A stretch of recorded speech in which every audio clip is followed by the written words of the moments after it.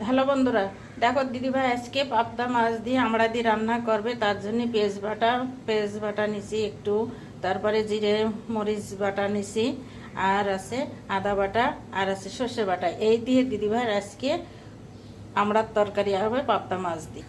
দেখো কড়াইতে তেল দিছি, তেল গরম হয়ে গেছে। এরপরে একটু জিরা দিয়ে দিচ্ছি, আস্ত জিরা। তারপরে এই যে আমড়াগুলো দিয়ে দিলাম, দিয়ে পরিমাণ মতো লবণ দিচ্ছি, হলুদ দিচ্ছি। এবার দিয়ে ভালো করে নাড়াচাড়া করে এই যে জিরে আদা বাটা দিলাম, মরিচ বাটা, পেঁয়াজ বাটা দিয়ে আবার একটু ভালো করে নাড়াচাড়া করে নেব। এবার এই সর্ষে বাটা দিয়ে দিচ্ছি, দিয়ে আর একটু নাড়াচাড়া করে নেব।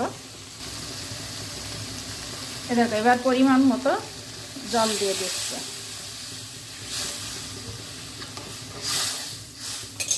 দিয়ে এই যে ঢাকা দিয়ে দিচ্ছি। আমড়াগুলো সিদ্ধ হয়ে গেছে, এর ভিতরে এবার আমি মাছ দিয়ে দিচ্ছি, দিয়ে আবার একটু ঢাকা দিয়ে দিচ্ছি। তো দেখো আমার আমড়া দিয়ে আর পাবদা মাছের তরকারি হয়ে গেছে। এটা কিন্তু খুব সুস্বাদু একটা খাবার, ঝাল ঝাল টক লাগে। মাছের তরকারিটা একটু ঝোল ঝোল করতে হয়, তার জন্য খুব ভালো লাগে। তোমরা খেয়ে দেখো রান্না করে।